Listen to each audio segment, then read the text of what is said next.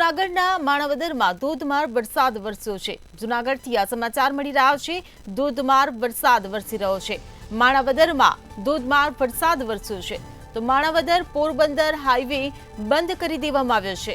આ સાથે સરાડિયા પાસે પણ વરસાદી પાણી ભરાઈ ગયા છે તો સરાડિયા ગામ પણ સંપર્ક વિહોણું બની ગયું છે। ત્યારે સ્ટેટ હાઈવે બંધ થતા વાહન ચાલકો પણ ભારે મુશ્કેલીમાં મુકાયા છે। તો છેલ્લા 24 કલાકથી રસ્તો બંધ કરી દેવામાં આવ્યો છે। માણાવદર પોરબંદર હાઈવે બંધ કરી દેવામાં આવ્યો છે।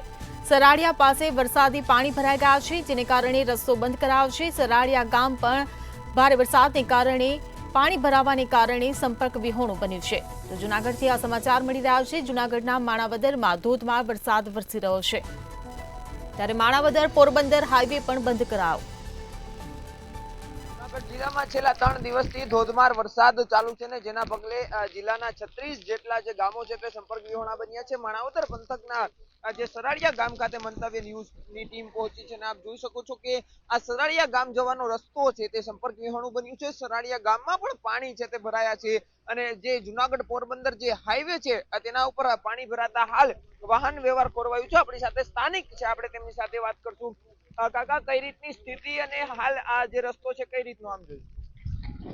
આજે લગભગ 2 દિવસ ત્યાં આજુબાજુના ગામોમાં મરમઠથી વેકરી, કંટોલ, મરમઠ, દેસિંગા, ચિખલોદરા, પસવારી, આ બાજુ પોરબંદર જિલ્લાના બોરદર, દર્શન, કવલકા અને બેટમાં ફેરવાઈ ગયા છે અને વર્ષો જૂની અમારી માંગ એવી છે કે આ રસ્તો જો ઊંચો લેવામાં આવે તો સ્ટેટ કક્ષાનો જે હાઈવે છે એનો વાહન વ્યવહાર ચાલુ રહે છે। અને મરમઠની બાજુમાં જે એક પુલ બનાવવામાં આવ્યો એ પુલ બનાવી અને પછી વચ્ચે એવો રસ્તો છોડી દેવામાં આવ્યો, એને લીધે એ પુલ કઈ કામનો નથી।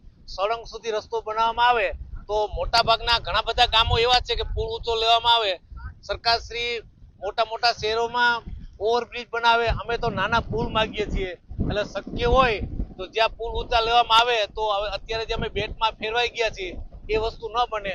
અને સરકાર દર વર્ષે ચોમાસામાં અમારી દરેક વખતે રજૂઆત હોય છે પણ ચોમાસું પૂરું થાય અને પોતપોતાને કામે લાગી જાય અને પરિસ્થિતિ એવી થાય કે દર વર્ષના પ્રશ્નનો કોઈ ઉકેલ આવતો નથી। એટલે સરકાર પાસે અમારી પાસે માગણી એવી છે કે વહેલી તકે આ પ્રશ્નનો ઉકેલ લાવે। ખાસ કરીને પુલ બનાવવાની માંગ છે તો બીજી તરફ સરાડિયા ગામનો જે રસ્તો છે અને આપ જોઈ શકો છો કે અહીં જે જળબંબાકાર જેવી સ્થિતિનું નિર્માણ થયું છે, કમંડું પાણી છે તો આગળ જવાનો માર્ગ છે તે સંપર્ક વિહોણું બન્યું છે અને હાલ આ રીતની સ્થિતિ જોવા મળી રહી છે। ઉપરવાસમાં ભારે વરસાદના કારણે જે ઉબેણ નદીનું પાણી છે તે આ ગામમાં ફરી ઉબેણ અને જે મોજ, વેણ અને ભાદરનું જે પાણી છે તે આ ગામોમાં ફરી વળતું હોય છે અને હાલ આ રીતની સ્થિતિ અહીં સર્જાઈ છે અને ગામ છે તે સંપર્ક વિહોણું બન્યું છે। અમારા બખાઈ મંતવ્ય ન્યૂઝ સરાડિયા।